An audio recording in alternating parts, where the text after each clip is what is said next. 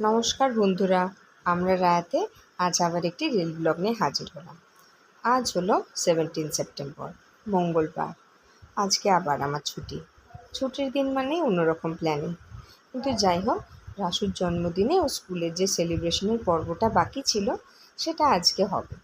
তাই ওর ম্যাডাম আমায় বলে দিয়েছিল যে আজকে না ওকে স্কুল ইউনিফর্মে নয়, যেন একটুখানি নন ইউনিফর্মে বা সিভিল ড্রেসে পাঠায়। তাই জন্য ওকে একটু ভালো করে জামাকাপড় পরিয়ে বইপত্র ছাড়াই চলে যাচ্ছে স্কুল। অনেক দিন পর আজ সকালবেলা সূর্যদেবের দর্শন দেখে আমার মনটা এত উৎফুল্ল হয়েছিল যে কি বলবো। যাই হোক, কোনোরকম ওকে স্কুলে তাড়াতাড়ি পাঠিয়েই আমি রান্নার পর্ব ছেড়ে নিচ্ছিলাম। যেহেতু আজকে রান্নার দায়িত্বটা কিছুটা আমি নিয়েছিলাম, কারণ কি, যেহেতু আজকে রান্নার পর্বটা খুব হালকার মধ্যেই আছে। একদিকে বসিয়েছি টমেটো চাটনি, অন্যদিকে হচ্ছে ডিমের কারি, আরেকটা হবে তার সাথে বরবটি দিয়ে আলু দিয়ে পেঁয়াজ দিয়ে ভাজা। কালকের আছে বাঁধাকপির তরকারি। যেহেতু মা এবং আমি দুজনাই যাব রাসুর স্কুলে, তাই রান্নার পর্বটা আমাকে একটু নিতেই হলো দায়িত্ব। যাই হোক, ওই দিক থেকে আমার মা এবং ননদ দুজনকেই বলেছি যে তোমরা চলে এসো রাসুর স্কুলে, আমরা তাহলে সবাই মিলে একসাথে সেলিব্রেট করতে পারবো। আমি 2 মিনিট আগেই রেডি হয়ে বেরিয়ে পড়লাম, কারণ কি আমি যাব একটা কেকের দোকান, কেকস অ্যান্ড বেকস কিন্তু ওয়ান অফ দ্য ব্র্যান্ড, এটা হয়তো আপনারা জানবেন। ওখান থেকে সোজা কেক নিয়ে আমি হাজির হব রাসুর স্কুলে। আর মা যাবে, মানে আমার শাশুড়ি মা যাবেন এই যে ওর বন্ধুদের জন্য যে রিটার্ন গিফট আর চকলেট কেনা হচ্ছে সেই বাক্স। আমি ঝটপট এক প্রকার দৌড়াতে পৌঁছে গেছি কেকসের দোকান। দেখুন, দোকানে আমি এত তাড়াতাড়ি পৌঁছেছি যে ওদের তখনও অর্ধেক কাজই শুরু হয়নি। গোডাউন থেকে মাল এসেছে, সেই মালগুলো এখনও ওরা রেডি করে উঠতে পারেনি। কিন্তু যাই হোক, আমাকেও তো এটা প্রাইমারি স্কুল বলে কথা, ওখানে বাচ্চাগুলো 10:30 পৌনে 11টার মধ্যে সব ছুটি হয়ে যায়, বাড়ি চলে যাবে, ওদের সঙ্গে আর দেখা হবে না। তাই ঝটপট রেডি হয়ে বেরিয়ে গেলাম। বিশ্বাস করবেন না, আজকের দিনে আকাশে যেন দুর্গাপুজোর গন্ধটা একদম ভেসে উঠেছে। কি ভালো লাগছে। আমি যতক্ষণে ওখানে পৌঁছেছি ততক্ষণে মা, ননদ, আমার শাশুড়ি মা সবাই পৌঁছে গেছিলো নিজের দায়িত্বপূর্ণ জিনিসগুলো নিয়ে। জানেন তো আজকের কি বলছিলাম, আকাশটা দেখে পুরো শরৎকালের পেঁজা তুলোর মতো আকাশ। দুর্গাপুজোর গন্ধ যেন প্রত্যেকটি বিন্দুতে পাওয়া যাচ্ছে। আরেকটা কি জানেন তো, বোঝা যাচ্ছে যে বাঙালির 12 মাসে 13 পার্বণ নয়, যেন 1300 পার্বণ।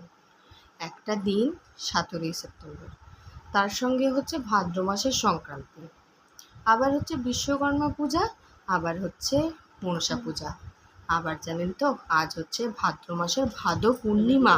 তার সাথে আবার আজকে অনেক বাড়িতে পান্থপালার মতো একটা অনুষ্ঠান পালন করা হয়। যেহেতু রাসু স্কুলে পৌঁছেছিলাম, প্রত্যেকটি বাচ্চার সাথে ওর জন্য একটা বড় কেক যেটা নিয়ে গেছিলাম, সব দিদিমণিরা মিলে ওর সাথে কাটলো।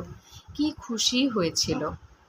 আজকের দিনটা আমার বেজায় ভালো যাচ্ছে, সকাল থেকে এত আনন্দ কি বলবো।